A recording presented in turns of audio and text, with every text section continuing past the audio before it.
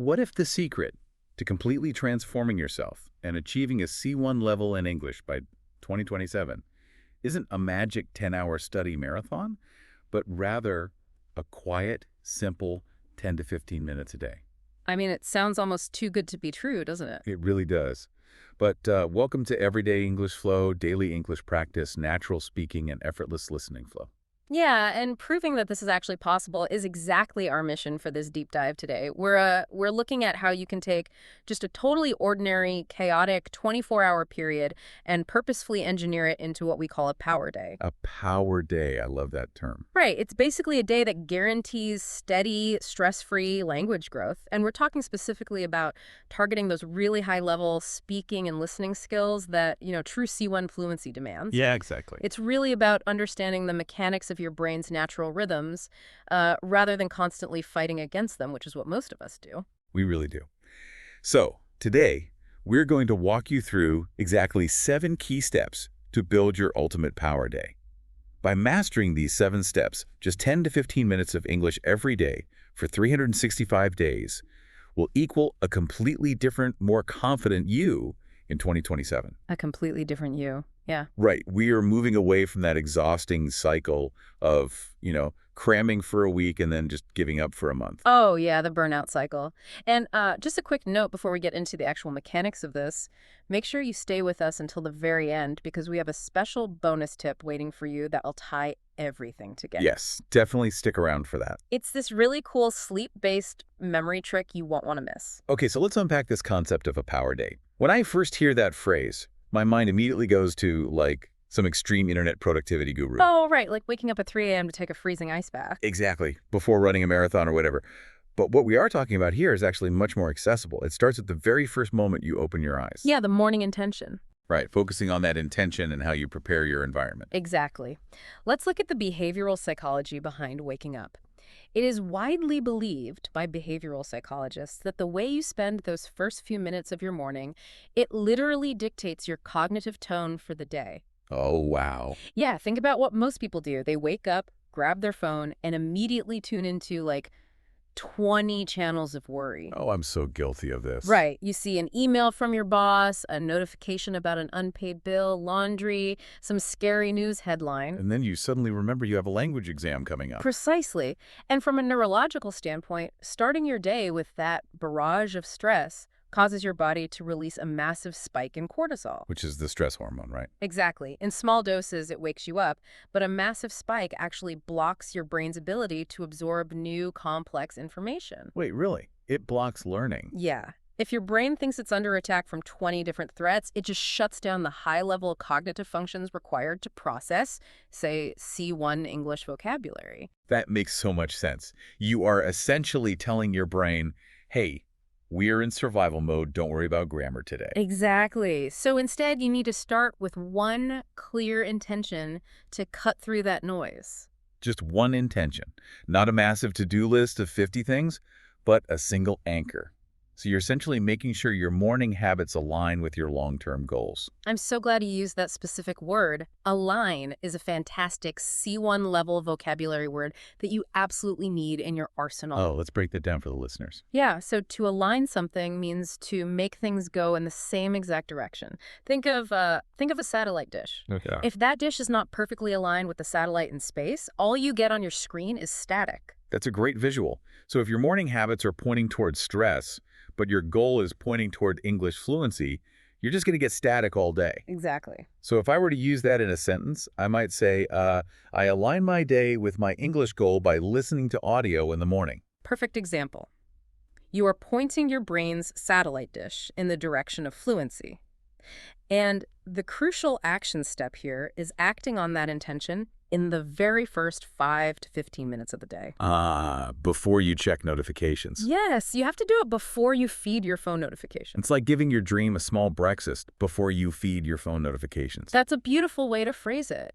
And to do that, you have to minimize friction. If doing your English practice requires, finding your laptop, searching for a password, sitting at a desk, You just won't do it. right, the friction is too high, which perfectly explains our first big phrasal verb today. Set yourself up for success. Yes, exactly. To set yourself up for success means preparing your situation in a smart way so winning is easy. You remove the obstacles the night before. So it's about making the right choice the easiest choice. Exactly.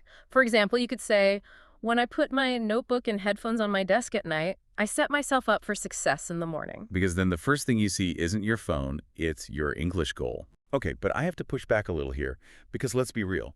Isn't it incredibly difficult to ignore our phones when we first wake up? I mean, how do we break that habit when the alarm clock literally is the phone? Oh, it is incredibly difficult, which is why I advise starting soft. Power day doesn't mean you jump out of bed and write an essay. Right. Your 10 to 15 minutes can be very gentle. Just listen to a calm English deep dive while making coffee, or, repeat 3 short sentences in the mirror while you brush your teeth. So just a gentle touch point with the language. So moving on to step 3. We've navigated the morning, but then you transition into the day, and monsters will try to steal your focus. Ah, yes, the monsters. In behavioral terms, these are called energy leaks. Energy leaks, Mm. like mindless scrolling, office drama, or bad news. Precisely. We think cognitive fatigue only comes from hard studying, but it's really from fragmented attention. When you leak that energy away on drama, you drain the mental stamina required for natural speaking. And then, when you inevitably fall into one of those doom-scrolling traps, you beat yourself up. You think, I ruined my power day. And that guilt just drains even more energy. Right.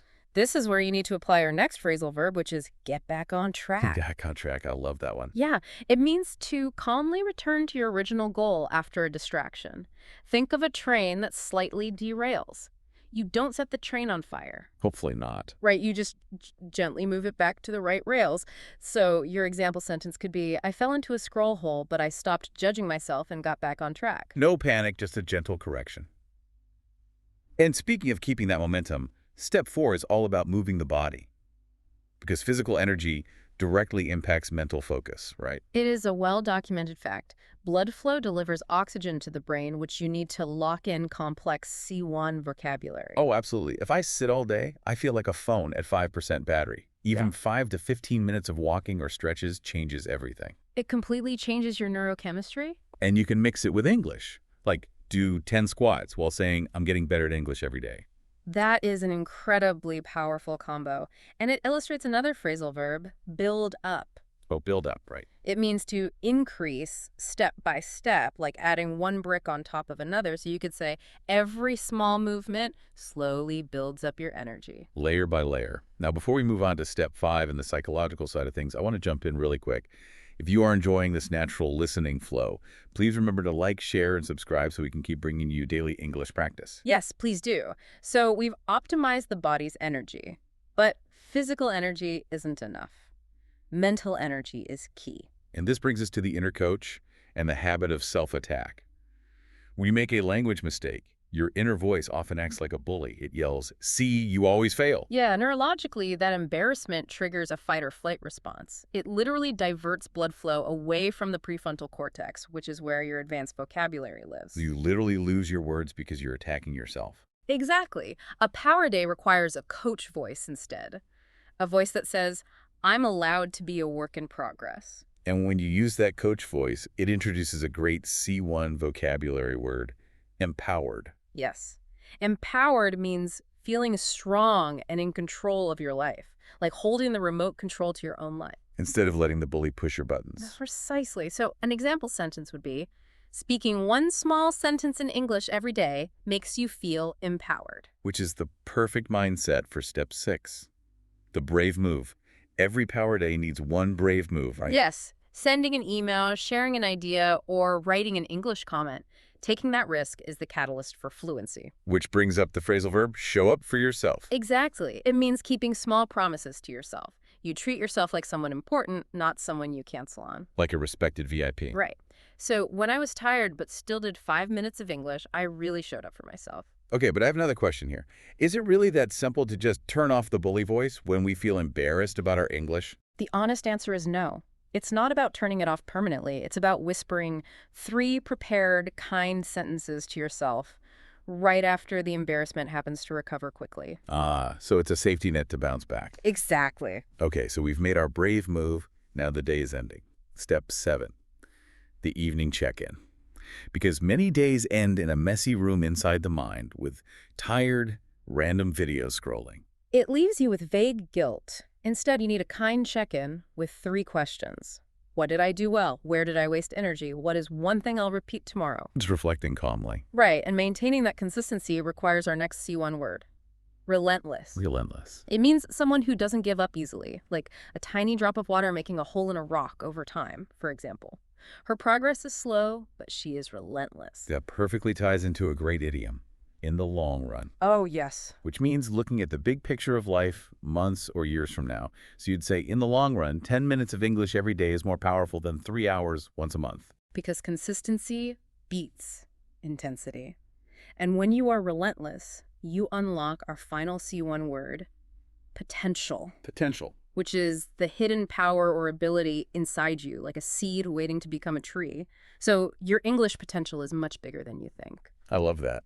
Okay, we have covered all 7 steps, and as promised, here is your bonus at the end of our deep dive. Yes, the bonus. Turn your evening check-in into a simple 3-line English journal. Don't worry about perfect grammar. Just write, today I did well when I, today I wasted time when I, and tomorrow I will. That's so simple. Yeah, and doing it right before sleep locks in both the habit and the language practice in your long-term memory. That is brilliant. Now, we want to hear from you in the comments. Let's practice the idiom we learned. Get back on track. What is one area in your life for English learning where you need to get back on track? Write your answers in the comments section. And to prove you're ready to make every day a power day, write I stay committed in the comment box right now. Let that be your brave move. Yes, and don't forget to like, share, and subscribe. And I want to leave you with this. Imagine that future version of you in 2027 looking back at the choice you made today. If you start your first power day right now, what is the very first thing that future you will thank you for?